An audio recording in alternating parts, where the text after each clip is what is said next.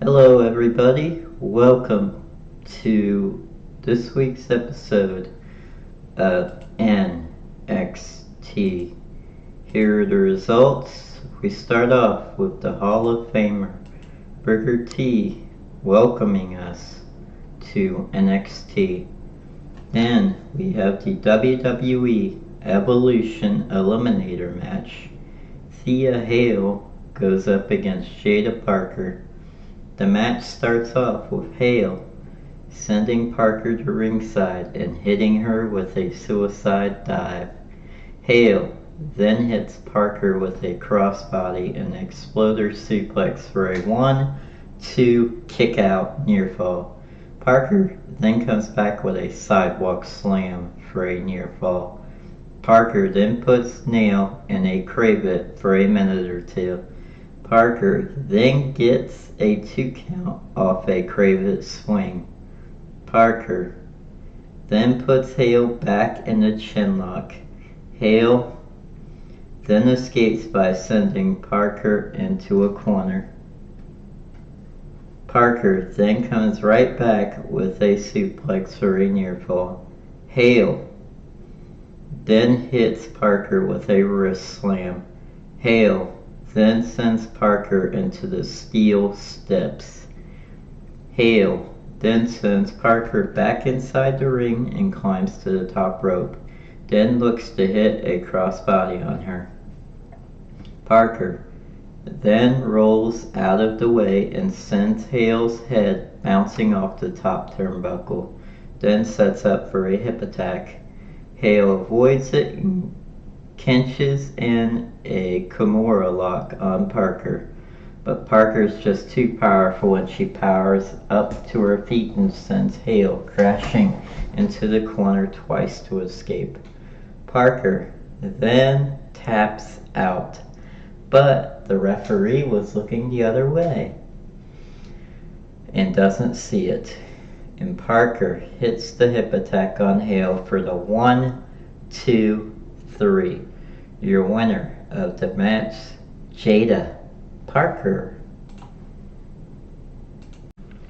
We are having a backstage segment where Josh Briggs, Yoshiki Inamura, and Elijah are hanging out and talking about their upcoming match against Trick Williams in First Class.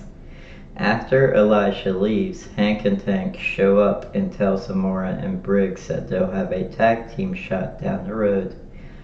The NXT champion, Obafemi, then shows up and talk about how he got past Jasper Troy to defend his title.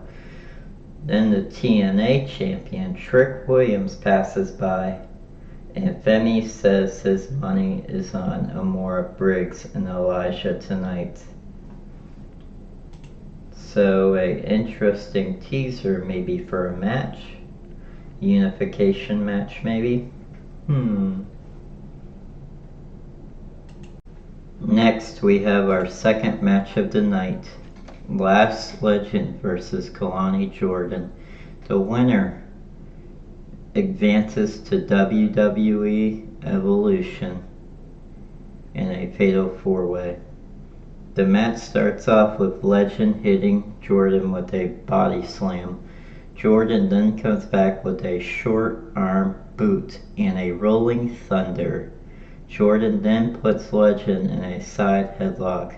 Jordan then hits Legend with a hurricanrana and sends Legend to ringside with a dropkick. Jordan then hits Legend with a Asai moonsault. Jordan then rolls up Legend for a 1-2 kickout. Legend then uses her size to block a slingshot sunset flip. Legend then hits Jordan with a pump kick for a 2 count. Legend then puts Jordan in a gory torture rack. Jordan then flips out and hits Legend with a code breaker.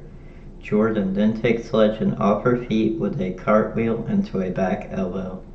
Jordan then hits Legend with a sliced bread and a 5-star frog splash for a 1-2 kick out near fall. Legend then hits Jordynne with a right forearm and shakes her up. Jordynne then takes down Legend with a boot.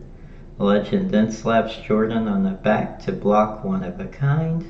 Jordynne then reverses a superplex into a crossbody for a 1-2 kick out near fall. Legend then gets her knees up to block a 450. Legend then hits Jordynne with her bow and arrow slam for the 1-2-3. And your winner of the match is Lash Legend, and she moves on to the Fatal 4-Way. Next we have Tony D'Angelo calling Luca Costano out to the ring so they can air out their differences. Eventually, Channing Stacks Lorenzo comes out with some backup, claiming that he saved Cristofino in the desert because Luca will never be good enough to be Tony D's consigliere. A fight broke out and Luca fought alongside Tony only to accidentally hit D'Angelo when Stacks moved out the way. Next we have a backstage segment. Cale Dixon was shown confused during class at Chase University after Andre Chase yelled at him to adapt to Chase U because Chase U wasn't going to adapt to him.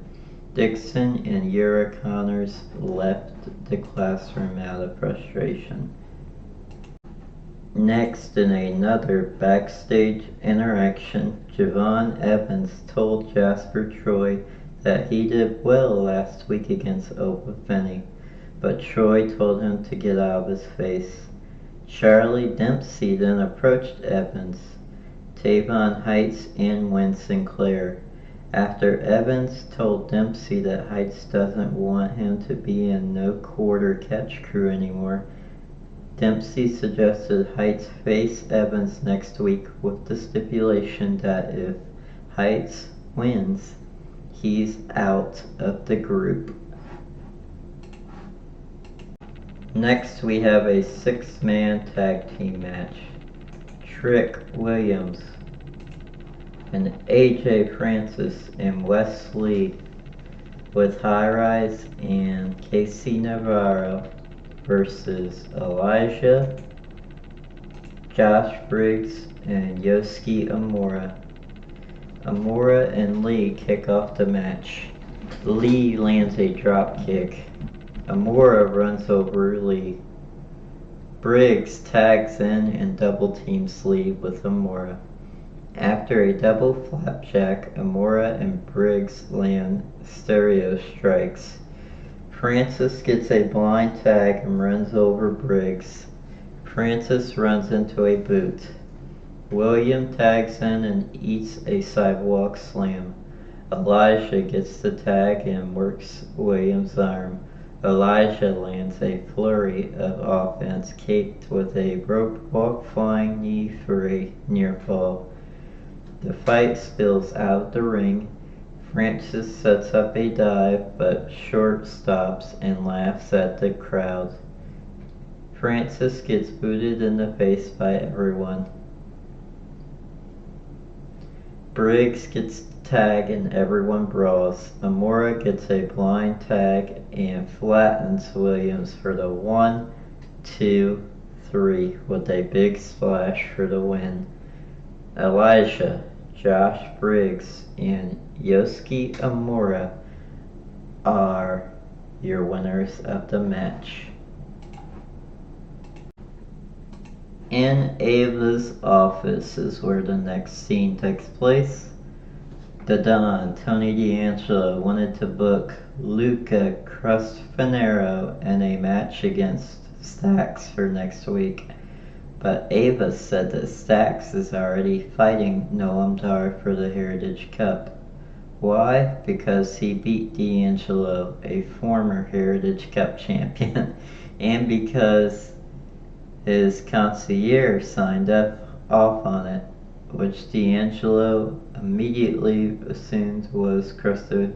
Crustinero, even though Luca denies it. So more tension in the Dame family. Next, we have a match. The third WWE Evolution Eliminator match with Zaria versus Izzi Dame. Zaria and Dame trade big shots to start the match. Zaria crushes Dame in the corner, suplexed by Zaria. After the break, Dame is working over Zaria. Zaria fires up. Zaria calls for her finish. Tatum Paxley runs down to interfere and accidentally distracts her teammate Zaria. Zaria walks into a sky high from Dame. Dame goes for the pin. 1, 2, 3, and your winner of the match is Zaria with the sky high move. Next, we have a match. The third WWE Evolution Eliminator match with Zaria versus Izzi Dame. Zaria and Dame trade big shots to start the match. Zaria crushes Dame in the corner, suplexed by Zaria. After the break, Dame is working over Zaria. Zaria fires up. Zaria calls for her finish. Tatum Paxley runs down to interfere and accidentally distracts her teammate Zaria. Zaria walks into a sky high from Dame. Dame goes for the pin.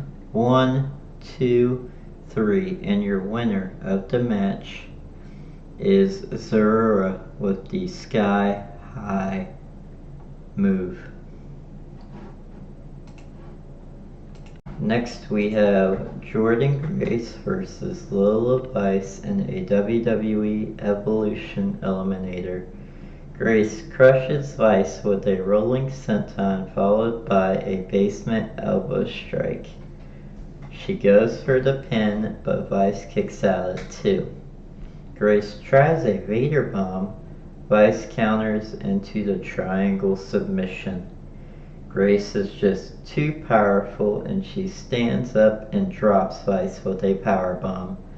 Both women are down. Both women fight up top.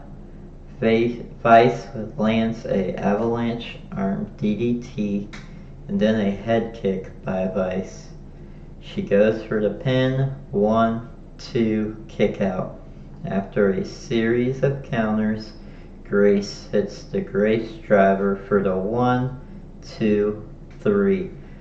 So Jordynne Grace advances to the Fatal 4-Way #1 contender match, gets a new theme, and gets the victory.